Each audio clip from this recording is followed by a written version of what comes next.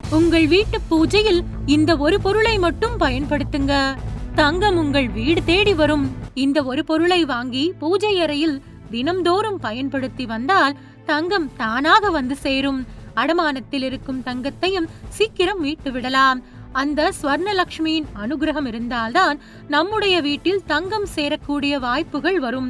ஒரு வீட்டின் ஐஸ்வர்யத்தை நிலைநிறுத்தக்கூடிய சக்தியை கொண்ட ஒரு உலோகம்தான் இந்த தங்கம்.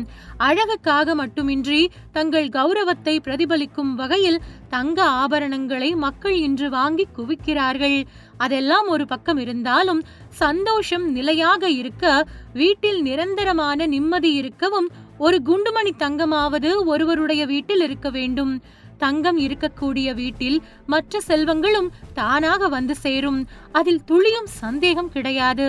வீட்டில் தங்கம் மேலும் மேலும் சேரவும், பெண் குழந்தைகளுக்கு தங்க நகைகளை வாங்கி சேர்க்கவும், வீட்டில் இருக்கும் நகைகள் அடமானம் போகாமல் இருக்கவும், அடமானத்தில் இருந்து மீட்கப்பட்ட தங்க நகைகள் வீட்டிலேயே நிரந்தரமாக தங்க வைக்கவும் சில பரிகாரங்கள் உள்ளன. தங்கத்தை தக்க வைக்க வேண்டுமென்றால் வீட்டில் ஒரு பொருள் அதிக பயன்பாட்டில் இருக்க வேண்டும். அது சந்தனம்தான்.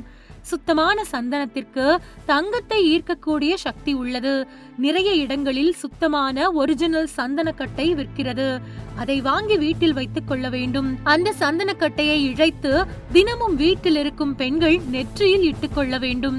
அடுத்தபடியாக இந்த சந்தனத்தை இழைத்து அதில் பன்னீர் ஊற்றி கலந்து சந்தன பொட்டை வீட்டில் இருக்கும் சுவாமி படங்களுக்கு வைத்து அந்த சந்தனத்தின் மேல் குங்கும பொட்டை வைக்க வேண்டும். சுத்தமான சந்தனத்தை இழைத்து அதை எடுத்து கொஞ்சம் தண்ணீரில் கலந்து வெள்ளிக்கிழமை தோறும் நிலைவாசலில் 2 பக்கத்திலும் தெளித்து விட வேண்டும். அதாவது நிலைவாசல் காலில் அதற்கு 2 பக்கத்திலும் தேவதைகள் குடிகொண்டிருப்பார்கள். அந்த இடத்தில் இந்த சந்தன தண்ணீரை தெளிப்பது வீட்டிற்குள் ஐஸ்வர்யத்தை வரவழைக்கும் ஒரு செயலாகும். சின்ன சின்ன சந்தனக்கட்டை துண்டுகளாக வாங்கி பூஜை அறையில் வைத்து விட வேண்டும்.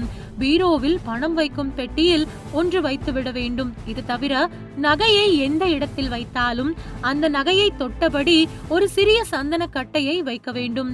சந்தன குச்சி, சந்தன கட்டை எங்கெல்லாம் இருக்கின்றதோ அந்த இடத்திலெல்லாம் தங்கம் சேரும் என்பது நம்பிக்கை.